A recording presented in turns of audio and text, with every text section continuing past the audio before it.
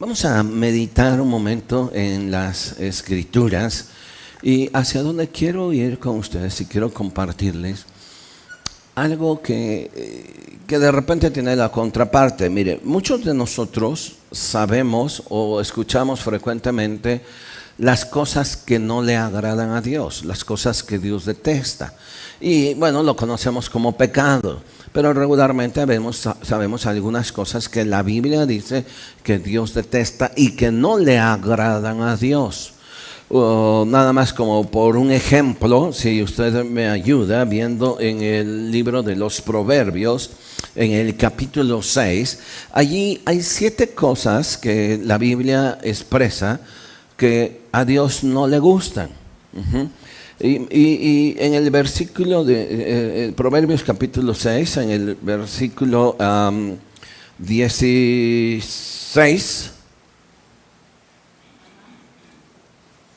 al 19, dice lo siguiente: 6 cosas aborrece Jehová, y aún 7. Ahora, la expresión allí que 6 y luego añade aún 7, no es de que el escritor se le haya olvidado y pues ya había escrito y dice, no, se me olvidó una, voy a poner que son 7. No, era una forma, un recurso literario que usaban para enfatizar la última, ¿sí? La última, para darle un énfasis y que no fuera parte como de las 6, sino que las 7 tenía un énfasis especial. Entonces era un recurso literario. Y dice, 6 cosas aborrece Jehová y aún 7 abomina mi alma. Y empieza a enumerar: los ojos altivos; 2, la lengua mentirosa; 3, las manos derramadoras de sangre inocente; siguiente, el corazón que maquina pensamientos inicuos, el que está pensando cómo hacer el daño, cómo desquitarse, cómo no hacer que le vean la cara, etc. Los pies presurosos a correr el mal. Versículo 19, el testigo falso que habla mentiras. Y finalmente cierra con el que siembra discordia entre hermanos. Ahora, en alguna ocasión hemos hablado sobre esto. Y les vuelvo a repetir, todos nosotros regularmente sabemos qué cosas no le agradan a Dios. Y hoy quisiera compartir con usted, no nos va a dar tiempo de ver todas las cosas, creo que nomás voy a ver la primera, de las cosas que a Dios le agrada. Porque cuando nosotros vemos que en las Escrituras Dios dice, esto no me agrada, el asunto no es solamente porque Dios se va a enojar o que esto sí me agrada y que si yo hago lo que le agrada a Dios, bueno, pues Dios estará contento y estará placentero. No, o sea, Dios seguirá siendo Dios con nosotros o sin nosotros. Hagamos el bien o hagamos el mal, Dios sigue siendo Dios. Solamente que el beneficiado de hacer las cosas de la manera correcta soy yo. Es usted. A Dios no le beneficia en nada con que yo haga las cosas de manera correcta. A quien le beneficia es a mí. Y lo veremos más adelante, si no en esta sesión, en las siguientes. Pero quiero que veamos, por favor, ahora, si usted me acompaña a la segunda epístola del apóstol Pablo a los Corintios. Y, por favor, ayúdeme viendo el capítulo 5 de Proverbios. Corintios, segunda a los Corintios. Capítulo 5 de segunda a los Corintios. Ayúdenme viendo, y solo hay un versículo del cual yo quiero hacer énfasis, pero para ponerle en contexto, déjame explicarle lo siguiente, aunque lo vamos a leer. Los primeros versículos del capítulo 5, Pablo está haciendo la comparación de nuestro cuerpo físico, de esto físico que yo tengo. Lo compara, en nuestra versión dice como un tabernáculo, otras versiones como una tienda, una casa. Entonces, cuando hace la comparación de un tabernáculo, lo que está haciendo es la comparación como si fuera una casa. Y entonces dice que nuestro cuerpo físico es como una casa o un tabernáculo que lo importante no es la casa, no es como decimos nosotros literalmente la cáscara, sino lo que tiene dentro esa casa, lo que tiene ese tabernáculo. Entonces él hace esa comparación de ese tabernáculo siendo nuestro cuerpo de esa casa, en que lo importante no es lo exterior, porque finalmente nuestro tabernáculo se va desgastando. Y esto usted y yo lo sabemos, que no es lo mismo 20 que 50, y que no es lo mismo que a usted le quedó cuando se casó su vestido entalladito y ahora pues nomás porque lo sigue guardando, nomás porque tiene la esperanza de algún día volvérselo a poner, sabe que no se lo va a poner, ¿no? Porque no es imposible a veces con eso. O sea, nuestro tabernáculo se va desgastando. Ahora, en ese sentido, hablando de la carne, hablando del cuerpo, vea lo que el apóstol Pablo empieza a decir, y lo voy a ir leyendo, capítulo 5, versículo 1 en adelante.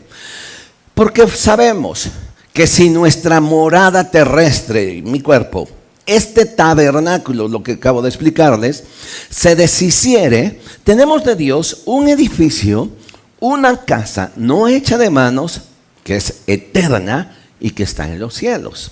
Por esto también gemimos, deseando ser revestidos de aquella nuestra habitación celestial. Versículo 3. Pues así seremos hallados vestidos y no desnudos. Porque asimismo, los que estamos en este tabernáculo, en este cuerpo, gemimos con angustia, porque no quisiéramos ser desnudados, sino revestidos, para que lo mortal, mi carne que se va desgastando, sea absorbida por la vida. Mas el que nos hizo para esto mismo es Dios, quien nos ha dado las arras de su espíritu. Explico rápidamente esto. En la antigüedad las arras no eran unas monedas como las que conocemos hoy en las bodas. No, las arras podían ser cualquier cosa, un bastón, algo de la pertenencia de una persona, que cuando dos hacían un trato, ya sea de compraventa, de comprar un terreno, un trato de cualquier índole, la palabra era tan importante, pero dejaban algo como una prenda de garantía. Podían dejarle hasta un zapato, ¿sí? Una chancla. Esta es mi prenda de garantía. Esa prenda de garantía son las arras.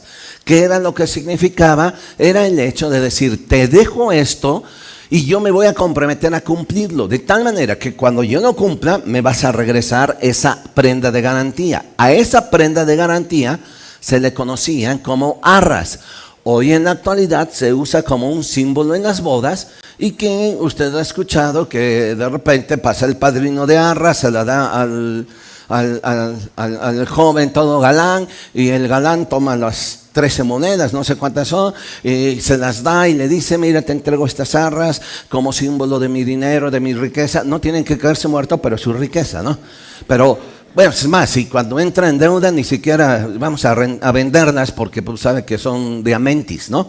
Pero es un símbolo en donde le dice, te entrego esto, y lo que está haciendo es comprometerse a sostener ese hogar, y que esas moneditas son un símbolo de que él estará comprometido a sostener ese hogar. Entonces, cuando Pablo dice en el versículo 5 que usted y yo tenemos unas arras que son la prenda de garantía de que, uno, somos salvos, y dos, de que estaremos con Cristo.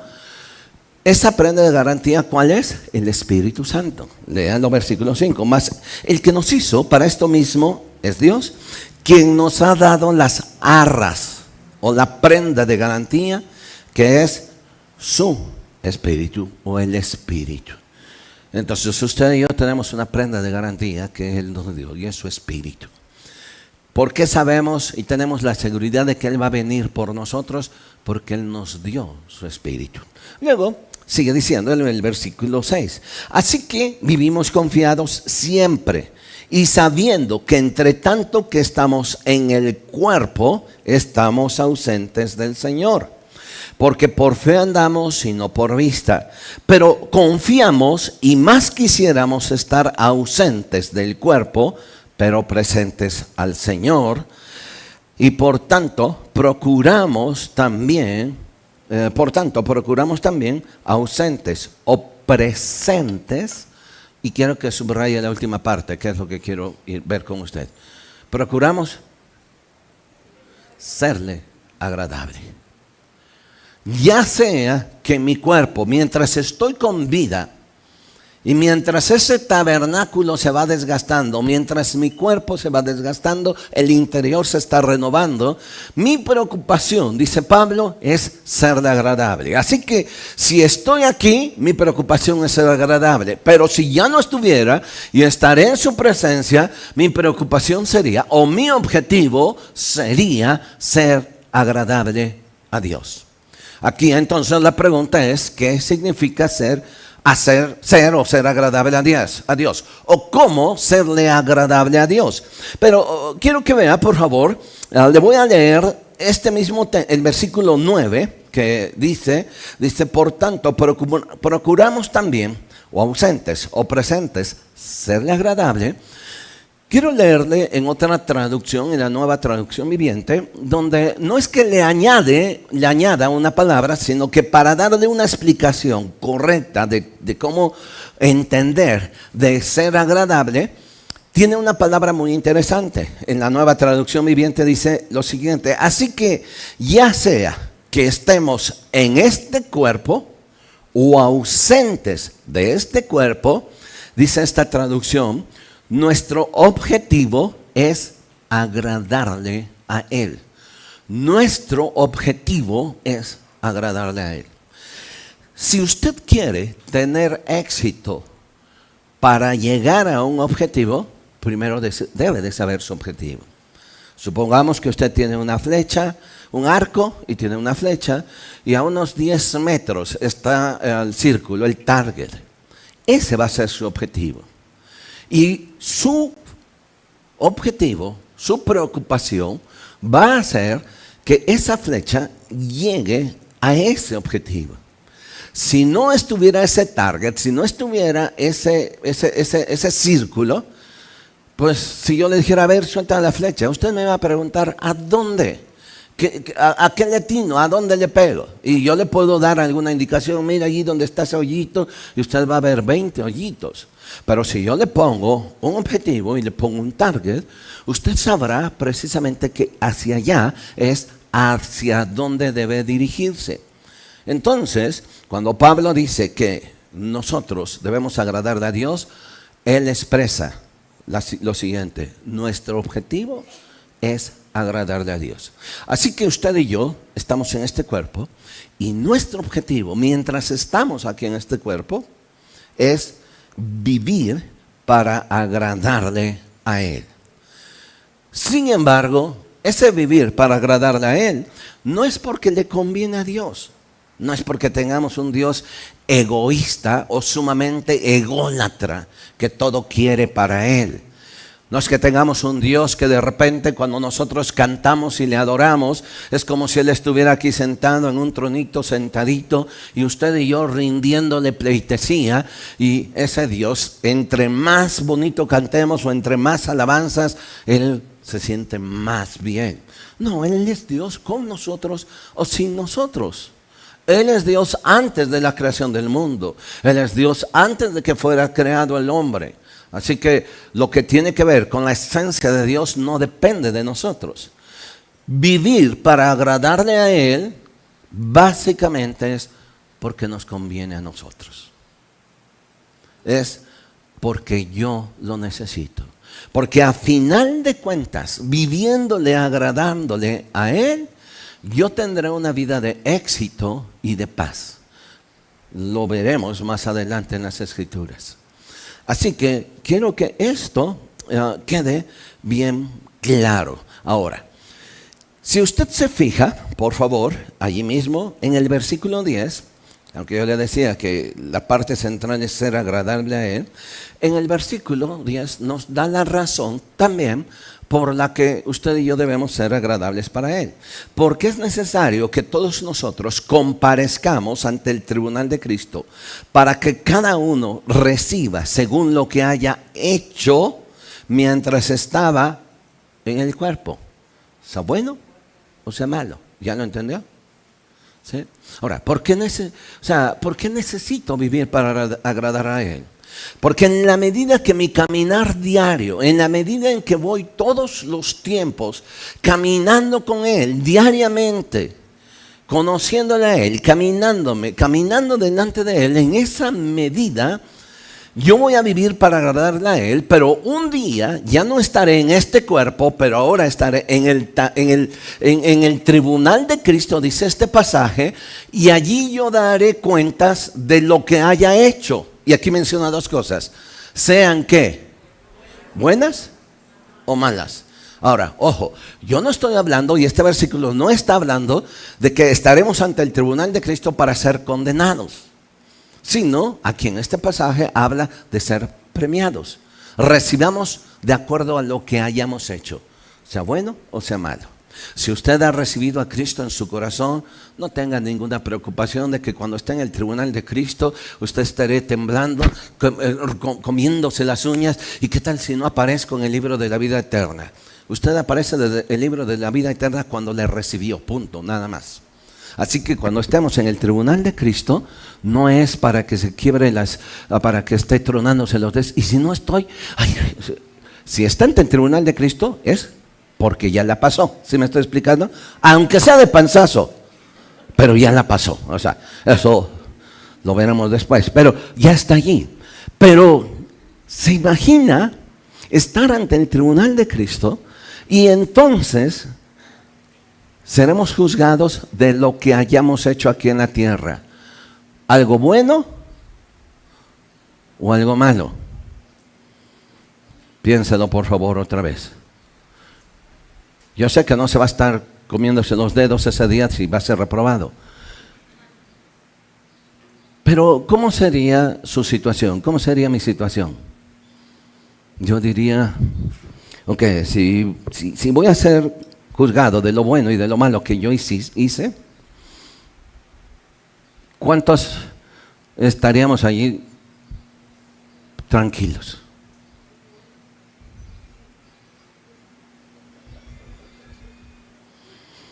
¿De qué se tiene que preocupar?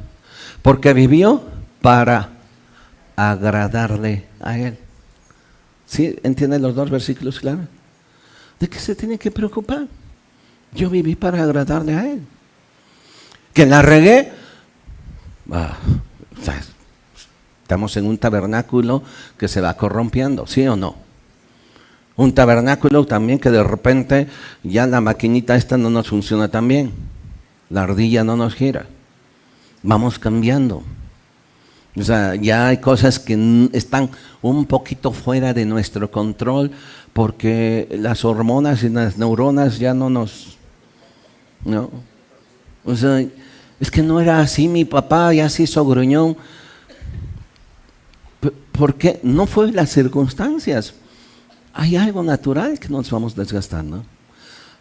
Pero mientras usted y yo, nuestra preocupación haya sido haber hecho las cosas buenas, ¿de qué se tiene que preocupar cuando esté frente al tabernáculo de Cristo? ¿Sí? Ahora bien, vea conmigo, versículo 9.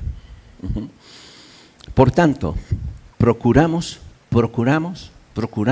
nos enfocamos, o sea, procuramos también, ausentes o presentes, serle agradable. Esa debe ser su preocupación. Mire, la verdad de las cosas, muchos de nosotros estamos más preocupados por agradar a la gente, por el que dirán. Mire, cuando yo pongo en prioridad el vivir para agradar a Dios, automáticamente lo demás se pone en orden. Yo no estaré preocupado. Preocúpese por agradarle a Él. Preocúpese por escuchar una voz de parte de Dios de aprobación. El ejemplo más claro que usted y yo tenemos es el ejemplo de Jesús. Juan capítulo 8, versículo 29. En el capítulo 8, Jesús está teniendo una conversación ah, acerca de que él ya pronto se iba a ir, de que él pronto ya iba a morir, pero iba a resucitar y se iba a ir, y aunque todavía no les había prometido que iba a venir y regresar, etc. Los discípulos se pusieron un poco inquietos, pero quiero que observe algo que Jesús mismo dijo, nuestro ejemplo más claro. Juan capítulo 8, versículo 29. Porque el que me envió, conmigo está. Él estaba muy seguro de quién estaba con él, de que lo que había hecho no lo había hecho por sí mismo, sino que estaba con él, dice, y no me ha dejado solo el Padre. Jesús en su naturaleza humana, en su naturaleza humana, él estaba comprometido con el Padre Celestial a hacer un ministerio, a venir a esta tierra y hacer algo por usted, por nosotros. Pero si usted observa la última parte, él dice que él no tiene ninguna preocupación. ¿Por qué? Porque yo hago siempre, ¿qué? Lo que le agrada a él. Nuestro ejemplo más claro es Jesús. Pero vuelvo a repetir, usted me va a decir, pero Jesús es Jesús. Sí, pero él lo está hablando en su naturaleza humana. Este Jesús que él dijo que él vivía para agradarle a él, es el que lloró, es el que tuvo hambre, es el que estuvo tentado en la cruz, en el desierto. Ese es el Jesús. Ese Jesús que se llenó de ira cuando entró al templo y sacó a todos los comerciantes del templo que habían profanado el templo de Jerusalén. Ese Jesús humano, ese Jesús de carne, ese Jesús que estaba encajonado en un cuerpo, en un tabernáculo, él tenía una preocupación. Dice, el que me envió, él, mi Padre, no me ha dejado solo por una razón, porque yo siempre procuro hacer lo que a Él le agrada. Entonces, ustedes y yo tenemos el ejemplo más claro, y es nuestro Jesús. Él nunca va a pedir nada que nunca haya hecho. Lo que pide es porque Él ya lo hizo. Lo que Él ha demandado y lo que Dios demanda de nosotros no es porque nunca lo haya hecho. Allá en Deuteronomio, cuando se cierran todos los mandamientos, Dios le dice al pueblo de Israel a través de Moisés, mira, este mandamiento que yo te ordeno hoy no está más allá del cielo para que tú digas, ¿y quién va a ir por mí y lo va a alcanzar? Y este mandamiento tampoco está hasta allá abajo del mar para que tú puedas decir, ¿quién se va a meter hasta el mar y hacer posible que yo lo haga? Y lo dice así, este mandamiento está cerca de tu boca y de tu corazón. Así que el agradarle, vivir para agradarle a Dios, tiene que ver básicamente con el deseo que usted y yo debemos de tener y con el ejemplo más claro de Jesús. Ahora, ¿cuál es la respuesta del que le envió? Mateo capítulo 3, versículo 17, de favor. Mateo 3, 17. Y usted recordará esta historia precisamente cuando Jesús es bautizado. Juan el Bautista venía del desierto, venía predicando y la predicación de Juan el Bautista no era una predicación agradable, no era una predicación humanista, no era una predicación donde le decía tú eres chido, tú eres bueno, no. Fue una predicación dura, donde le decía generación de víboras, ¿quién les ha enseñado a huir de la ira venidera? Si yo les dijera... ustedes irían a una iglesia donde les predicaran así, ustedes tal vez me dijeran que no. Pero mire, hay cristianos tan masoquistas que les encanta eso. No, hombre, este sí es bueno. Este sí dice la verdad. Bueno. Ahora, Juan el Bautista venía así. Ahora, no solo su predicación no era agradable, o sea, su vestimenta no era nada deseable. Tenía una salea de borrego atravesada allí, que obviamente no se lavaba todos los días, así que sí, literal sí olía a chivo. Su comida, pues solo consistía básicamente en su dieta en dos cosas, langostas y miel silvestre. Si para muchos de ustedes, cuando le dicen, ¿quieres un chapulín? ¡Ay, La langosta, échensela allí, no, y no se la hacían limoncito. Va para adentro. Entonces era un personaje muy particular. Y entonces viene bautizando, y el primero que se acerca es Jesús. Y cuando le va a bautizar, Juan el Bautista le dice, mira, al revés son las cosas. Quien tiene que bautizarme eres tú a mí, no yo a ti. Sin embargo, Jesús mostró humildad. Por eso Él dice, yo hago lo que le agrada a Dios. Y eso que hizo para agradar a Dios, provocó en el Padre Celestial una expresión. Mateo 3, 17. Hubo una luz de los cielos que decía, este es mi Hijo amado, en quien tengo complacencia. Otra versión dice, en quien me complazco, en quien yo recibo cosas agradables. Cuando Mateo escribe este pasaje, él presencialmente no oye esa voz, sino años más tarde, cuando escribe este pasaje, precisamente lo escribe escuchando o preguntando testimonio de lo que había pasado ese día. La gente que estaba alrededor había presenciado ese momento y había escuchado esa voz del cielo como un estruendo. Y no se les había pasado. Cuando entonces Mateo lo registra, es porque él había preguntado a toda aquella gente, y a esa gente se les había quedado impregnado aquí ese momento. El momento en el que el Padre Celestial estaba expresando de Jesús, este es mi Hijo amado, y en Él me complazco. ¿Por qué se complacía el Padre Celestial? Porque Él hacía lo que le agradaba a Dios. Espero me vayan siguiendo en esto. Porque la razón básicamente por la que usted y yo nos quedamos aquí es vivir o tener una vida que agrade a Dios. Ahora bien, como vimos allá en Proverbios, que menciona 7 cosas que no le agradan a Dios, bueno, hoy solo le voy a mencionar una y las otras se las dejo no se las dejo de tarea, yo las voy a decir. La primera cosa que hace que le agrade a Dios tiene que ver con algo que usted y yo debemos ejercitar todos los días. Acompáñenme por favor al libro de Hebreos, al capítulo 11. Hebreos, capítulo 11. Ya, de entrada, cuando yo le estoy hablando de Hebreos, usted sabe de que estaremos hablando de la fe. Así que entonces, la primera cosa que agrada a Dios es teniendo fe. Así de sencillo. Pero vamos a hablar rápido de un personaje, aunque se nos mencionan muchos personajes allí: Abel, Abraham, Noé, Moisés, Sara, etc. Hay un personaje que solamente se menciona 2 veces, uno aquí y la otra en el Antiguo Testamento.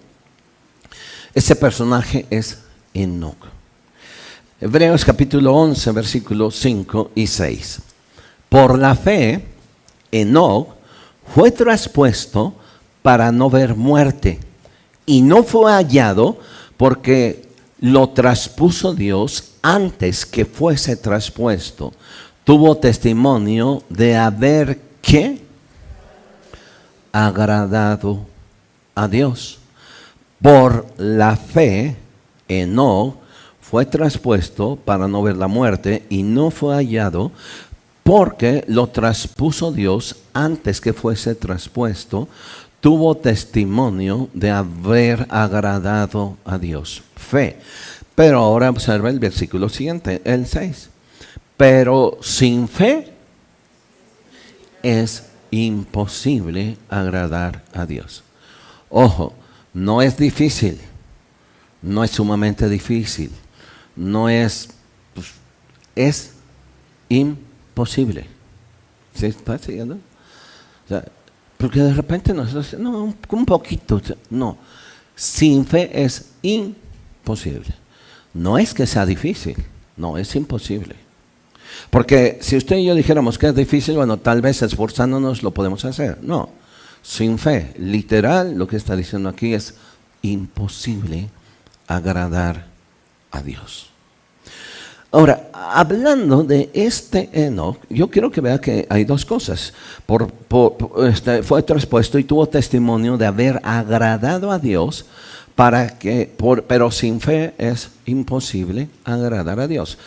Recuerde que estamos hablando sobre cómo puedo agradar a Dios. ¿Cómo puedo yo hacer que se oiga la voz de Dios, sino literal, en la que Dios se complace de la forma de vida que yo estoy teniendo? Y la primera tiene que ver con fe. Ahora, usted y yo estamos acostumbrados a escuchar o hablar de la fe como un ingrediente sumamente importante para obtener algo. La definición de fe todos la sabemos, está en el versículo 1, dice que la fe es la certeza es pues la fe, la certeza de lo que se espera, la convicción de lo que no se ve. Esa es la fe. Y necesitamos fe. Y la fe es esperar algo. La fe es esperar algo. Es un ingrediente que el mismo Jesús dijo, si tuvieras fe como un grano de mostaza, tú le dirías a este monte, échate en el mar y se echaría. Esa es la fe.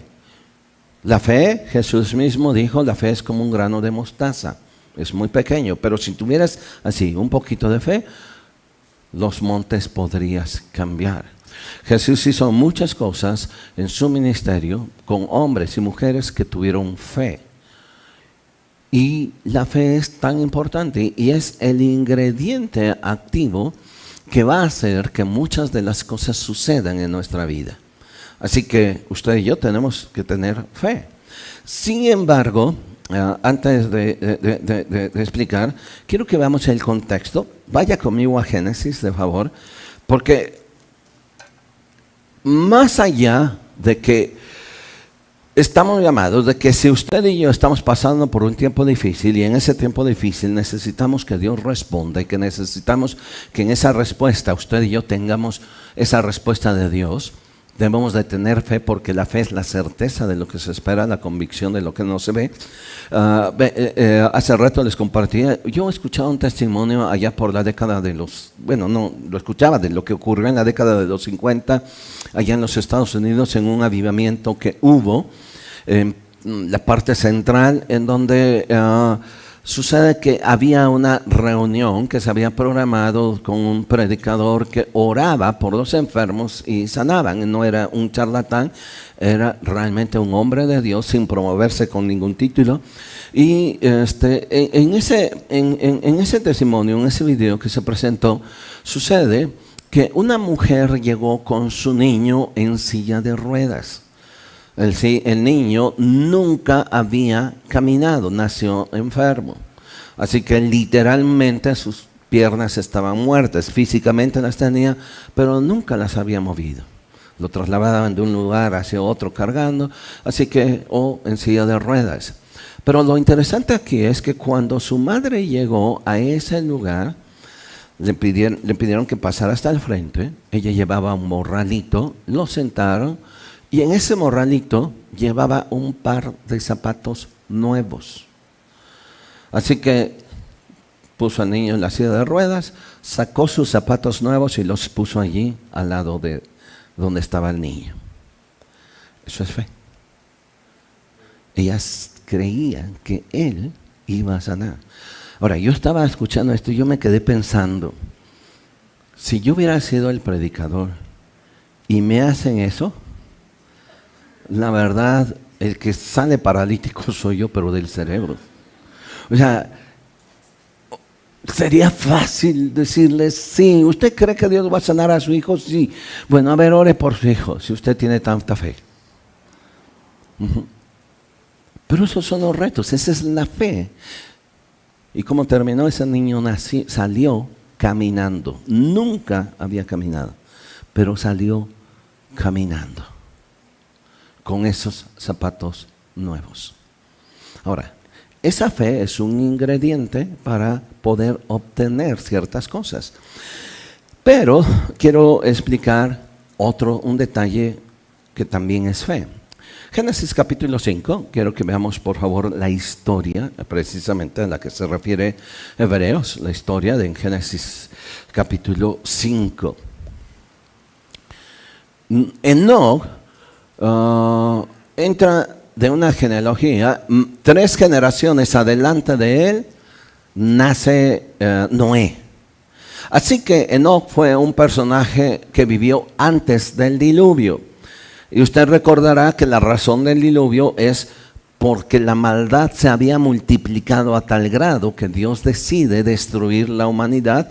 Génesis capítulo 6, que los hombres se habían pervertido tanto que Dios decide destruir la humanidad y toma a un hombre, un descendiente de Enoc, que se llama Noé, y lo toma para hacer algo que no entraba en la cabeza. Hacer algo por fe, porque también está en la lista de héroes de fe. Hacer una barca. Lo primero que es inconcebible es que le dice, hazte un barco, y le dice, ¿de qué tamaño? Pero le dice, hazlo en este valle. Qué curioso. No le dice, ve al mar o ve a un río. No, hazlo aquí en la tierra. Quizá en ese momento la pregunta hubiera sido, ¿cómo lo voy a trasladar hacia allá? No, Dios le dice, porque de aquí a tantos días yo voy a hacer que se rompan los cielos y empiece a llover. Otra incongruencia en ese tiempo. No había llovido, dice en la Escritura. En otras palabras, bueno, entonces ¿cómo habían plantas? Bueno, según Génesis, los primeros versículos, dice que de la tierra salía un vapor que regaba todas las plantas. En otras palabras, llovía de abajo para arriba. Así que la gente de aquel tiempo nunca en su vida había visto que cayera agua del cielo. Entonces, cuando Noé empieza a predicar y empieza a decirles, arrepiéntanse porque Dios va a hacer que llueva y que caiga agua del cielo, pues qué loco es este. No, ¿quién le empezó a creer? Se empiezan a burlar. Pero lo que mantuvo a Noé es su fe en Dios. Le creyó a Dios aunque nunca lo había visto. Y después, cuando veían que Noé en ese valle estaba haciendo un barcotote, pues hasta se burlaban de él. A ver, ¿cómo vas a hacer que flote esto? ¿Qué? Después vas a llenar agua, vas a desviar los ríos. ¿Qué vas a hacer para que se llene, para que tu barca flote? Tus cosas también incongruentes. Pero ¿qué es lo que sostuvo a Noé? La fe. Ahora, esa fe que tuvo Noé no la apareció de la noche a la mañana. Sus generaciones anteriores la heredaron. Él vivió viendo a su padre, a su abuelo y a su bisabuelo y a su tatarabuelo siendo hombres de fe en tiempos difíciles, porque allí ese es otro punto. La fe, usted y yo podemos decir que tenemos fe mientras las cosas están bien. No, yo tengo fe en Dios, yo sé que Dios lo va a hacer. Pero cuando las cosas van difíciles, nos cuesta trabajo tener fe. Ahora, vea por favor, ahora sí, Génesis capítulo 5, versículo 20. Fueron todos los días de Jared, 962 años, y murió. Versículo 21. Vivió Enoc, que era hijo de Jared, dice, vivió Enoc 65 años y engendró al hombre más viejo de la humanidad, a Matusalén. Entonces el hijo de Noé se llama Matusalén. Y ahora aquí viene lo interesante. Caminó Enoc con Dios después de que engendró a Matusalén 300 años y engendró hijos e hijas. Y fueron todos los días de Enoc 365 años. Caminó pues Enoc con Dios y desapareció porque lo llevó Dios. Vivió Matusalén 187 años y engendró hijos, engendró a Lamec, y vivió Matusalén después que engendró a Lamec 782 años, engendró hijos e hijas, y fueron todos los días de Matusalén 960 años, 969 años, y luego murió. Y luego Lamec engendró a un hijo. ¿Cómo se llamó? Noé. versículo 29. Engendró un hijo y llamó a su nombre Noé. Ahora, en esta generación, 3 generaciones anteriores, nace Enoc. Bien, Enoc nace en un tiempo difícil. Enoc nace en un tiempo donde la maldad había crecido tan fuerte que Dios decide destruir la tierra años más adelante. Así que Enoc brilla en tiempos de oscuridad. Tiene fe, pero esa fe, quiero que vea, aunque Hebreos dice que caminó porque tuvo fe y le agradó a Dios, quiero que vea que hay una expresión muy interesante en el versículo 22. Caminó Enoc con Dios. Ahora, ¿cómo se refleja la fe? Caminando con Dios. Hay una diferencia, y aquí voy a explicarle, hay una diferencia entre lo que es fe como un ingrediente para obtener un beneficio, por ejemplo, sanidad, como un ingrediente, y fe como un sistema de doctrina. A ver si se los puedo explicar. Fe es un ingrediente que va a hacer que si hubiera aquí un enfermo, yo crea que Dios va a sanarlo. Pero también cuando se habla de fe, se habla como un sistema de doctrina, como un conjunto de doctrina que me va a llevar a un sistema de fe, que me va a llevar a una forma de vida y una forma de reflejar ese sistema. Hechos capítulo 6, versículo 7. Fíjese por favor, que aquí dice en Hechos capítulo 6, en el versículo 7, que cuando se empieza a predicar el evangelio, muchos sacerdotes judíos se convierten a la fe. Hechos capítulo 6, versículo 7. Y crecía la palabra del Señor y el número de los discípulos se multiplicaba grandemente en Jerusalén. Y también muchos de los sacerdotes obedecían a la fe. Ahora, aquí cuando dice obedecían a la fe, obedecían al sistema cristiano. A ver si me estoy explicando. ¿Sí me están siguiendo? Ahora, se los voy a poner de esta forma. Otra vez. 1. Fe es aquel que cree que Dios puede hacer algo. Aquel que cree que Dios puede sanar a un paralítico. Yo necesito fe. Pero también fe es una forma de vida. Fe es un sistema de doctrina que no solo se convierte en doctrina, sino que me lleva a vivir de acuerdo a esa doctrina.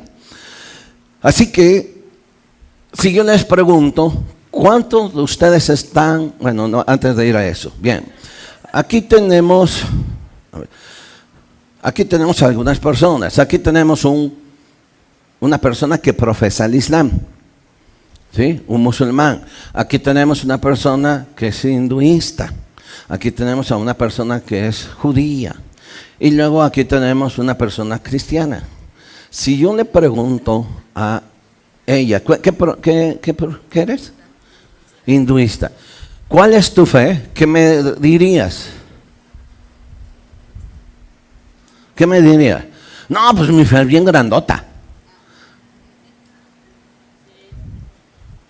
No. ¿Cuál es tu fe? Soy hinduista. ¿Se me están explicando? Porque no le estoy explicando cuál es el grado de fe que tiene, sino cuál es tu fe. Recuerden en Hechos 6:7 dice que se convirtieron ¿a qué? A la fe. ¿Qué significa eso? Siendo judíos se convirtieron al cristianismo, así literal. Entonces, si yo le digo a la cristiana, ¿cuál es tu fe? ¿Qué me vas a decir? Cristiana. ¿Sí? O sea, ella no va a decir, no, pues bien grandota, yo puedo hacer que mi esposo gane mucho dinero y que me ponga una casa y que todo. O sea, sí, eso sería tu grado de fe para obtener algo. Pero si yo te pregunto nada más cuál es tu fe, lo que tú me vas a decir que eres cristiana. ¿Por qué? Porque crees en un sistema de doctrina. Y ese sistema de doctrina le lleva a comportarse de acuerdo a ese sistema. ¿Cómo es? Cristiana. ¿Sí? El señor este que te dije que eras, musulmán. No, este musulmán no sirve para nada. O sea, pero bueno, él es musulmán, ¿sale? Él va a vivir de acuerdo a su sistema y a su creencia. Él me va a decir que él cree en Alá y Mahoma su profeta.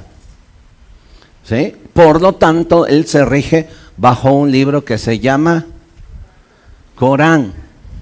¿Sale? Entonces, esa es su fe. Y vuelvo a repetir, entonces, mi fe, primero, es un ingrediente que hace que Dios derrame su gracia y se cumpla lo que Él dijo en su palabra, no lo que yo le ordeno. Porque de repente ahí está la confusión. Pues tú decláralo. Entonces Dios se va a quedar así. No, pues si tú declaras, yo aquí te obedezco. No. O sea, Dios va a respaldar siempre su palabra. Y no va a depender siempre si estoy bien o no, o estoy mal. Porque se va a decir, entonces, o sea, si alguien sanó es porque esa persona está bien. No necesariamente. Dios va a cumplir porque está comprometido con su palabra. Jesús dijo en una ocasión, vendrán muchos en los postreros días y dirán, Señor, en tu nombre eché fuera demonios, en tu nombre sanaré enfermos, y hacen una lista de todos lo que hicieron. ¿Se acuerdan de esa historia? Y entonces Jesús va a responder, apártense de mí, no te conozco, hacedor de maldad. Pero si sané a los enfermos en tu nombre. Bueno, tú no los sanaste, yo los sané. Porque yo me comprometí a que si alguien me creía, yo lo iba a hacer. Y esa es la fe. Pero ahora estamos aquí en Génesis capítulo 5, donde en el versículo 22 dice, y caminó Enoc con Dios. En otras palabras, Enoc, era igual a usted y a mí. Nunca había visto a Dios. Pero él caminó como si lo viera. Enoc vivió tiempos difíciles, tiempos prediluvianos, donde la gente no buscaba a Dios, donde hacían lo que bien le parecía. Es más, ni siquiera aquí Enoc tenía religión. Todavía no surgía el judaísmo. ¿Sí? Todavía no había judíos. Porque de repente dicen, no, pues es que los judíos. No, aquí todavía no había judíos. Hasta Génesis capítulo 12, cuando se nos empieza a hablar de Abraham y de su descendencia, y luego dice Abraham, es más, ni Abraham fue judío, ¿sabía eso? Abraham, ¿a quién engendró? Abraham era un paganote, más pagano que yo.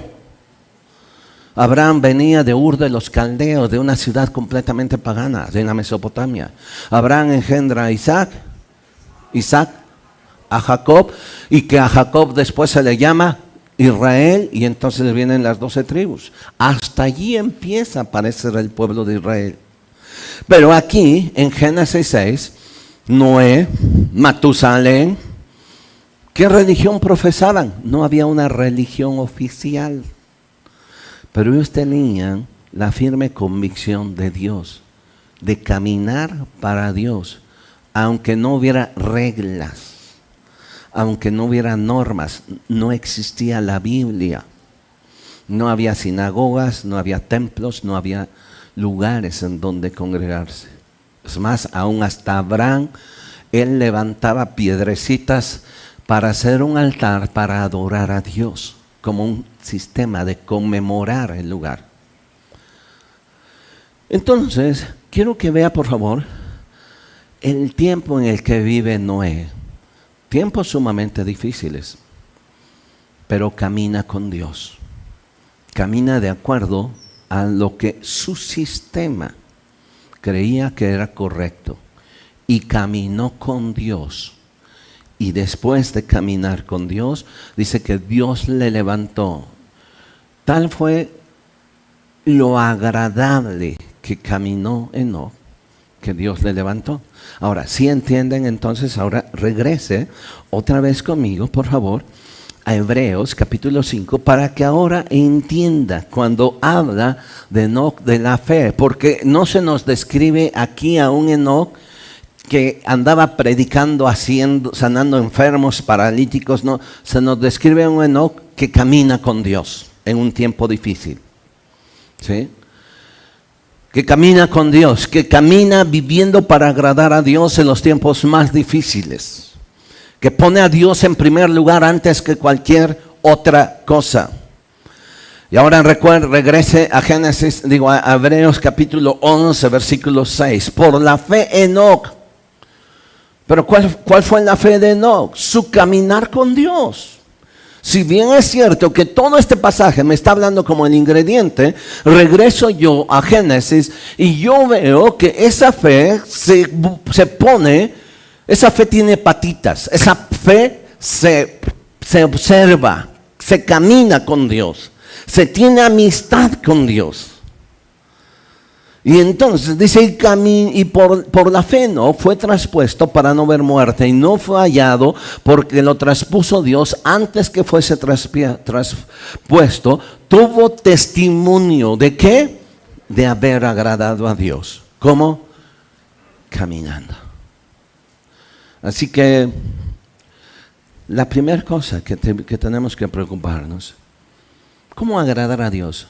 Teniendo fe en mi caminar diario, teniendo fe, caminando diario, siendo congruente en mi sistema de creencias, de que estas creencias me dicen que yo creo en Jesús y yo soy cristiano, yo debo vivir acorde a estas creencias, porque estoy caminando con Dios y eso le agrada a Dios. Si usted ve, y con este versículo cierro, en el capítulo 10, en el versículo 38, Hebreos 10, versículo 38, de favor. Este versículo está basado en el libro de Habacuc. Es el versículo que impactó a Martín Lutero cuando él estaba traduciendo las Escrituras y tenía hambre de Dios por conocer al Dios vivo. Él estaba harto del sistema religioso que había a su alrededor podrido. Estaba harto de todo lo que veía, de toda la falsedad de la religión.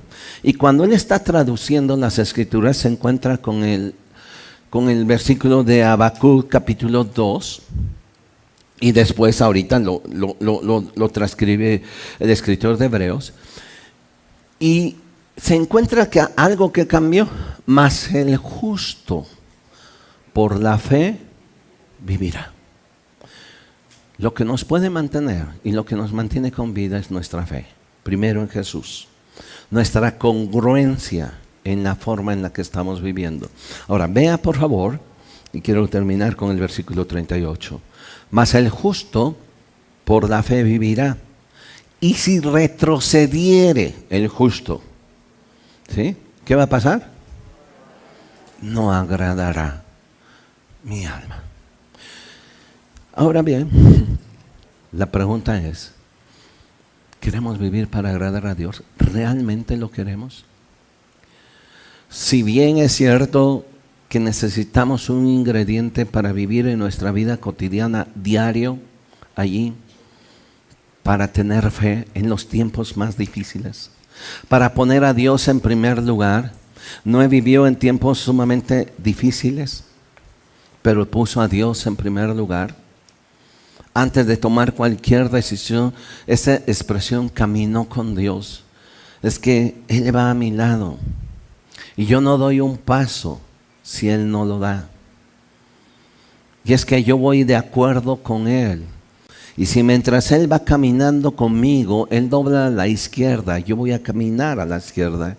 Porque ese es caminar con Dios.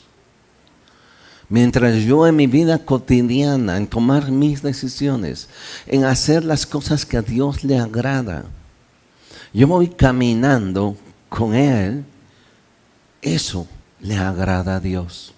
Porque esa es la prueba de mi fe. Pero el versículo que acabamos de leer, versículo 38, es terrible. El justo va a vivir por la fe, pero si retrocede, eso no le va a agradar a mi alma. Porque finalmente los primeros que seríamos lastimados, o los primeros que seríamos no solo lastimados, perjudicados en este retroceder, seríamos nosotros. Dios seguirá caminando, con o sin nosotros. Vivir para agradarle a Dios no es para tenerlo contentito. Vivir para agradarle a Dios es porque a mí me conviene, porque necesito tener paz. Porque quien tiene paz con Dios tiene paz consigo mismo y tiene paz con los demás. Espero continuar la otra semana con los otros ingredientes de cómo agradar a Dios. Pero quiero que no se nos olvide. ¿Nos podemos poner en pie, de favor? Y quiero que podamos orar.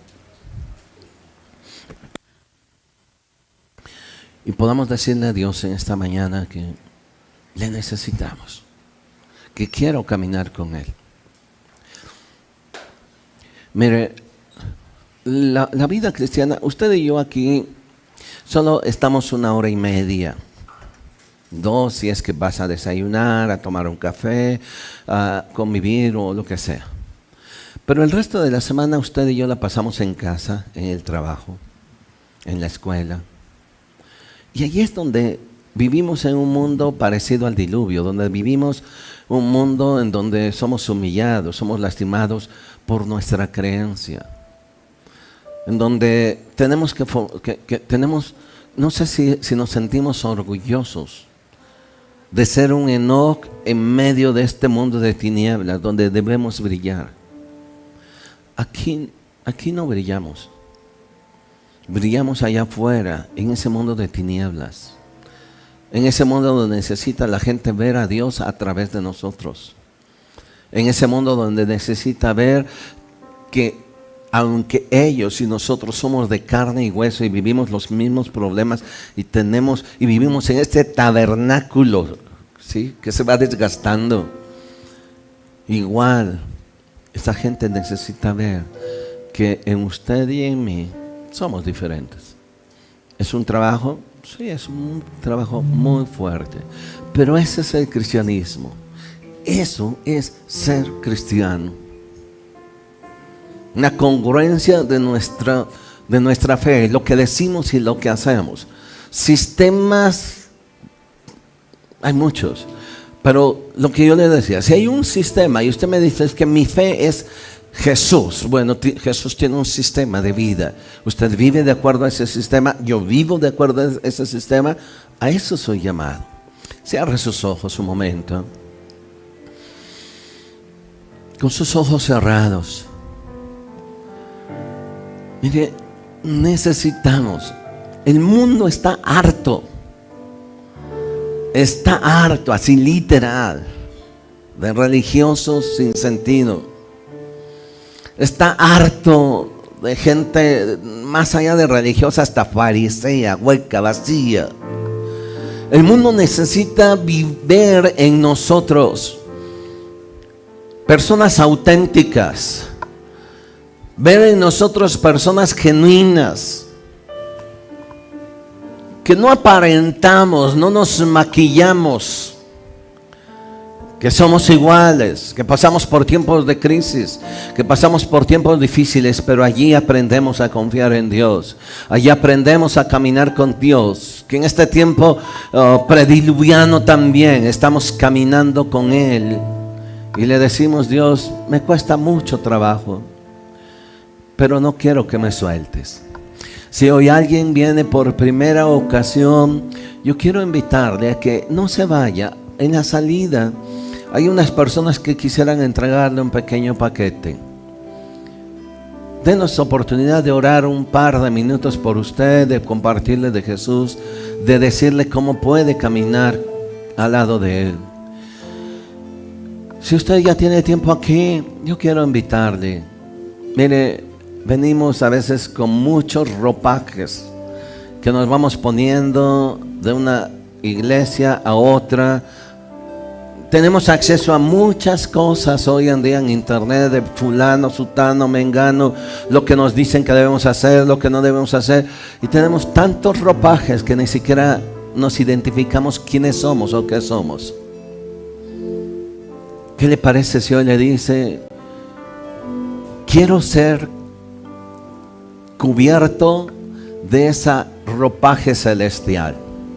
Que este tabernáculo exterior que se está desgastando se ha cubierto de ese ropaje celestial, de vida, de paz. Levanta sus manos y me permite orar un momento por usted. Ponerlo en las manos de Dios, porque necesitamos esa fortaleza toda esta semana. Las decisiones que tú tomes como joven en la escuela, las presiones que tú tienes de mantenerte firme, de decirle a tus amigos que eres cristiano, aunque se rían, aunque te digan que es arcaica tu creencia. Mantenerte allí caminando con Dios. Lo demás en nuestro trabajo, en donde nos da Dios la oportunidad de movernos allí, decirle a Él que quieres moverte, que quieres que su Espíritu Santo se mueva en tu vida. Allí en ese lugar, dile, aquí estoy. Levanta tus manos y dile, me rindo, Dios, a tu cuidado, a tu gracia, a tu bendición. Y necesito reflejar ese amor, Jesús. Necesito reflejar esa armonía. Ven, Espíritu a mi vida. Oh Señor, ven y derrama de tu gracia.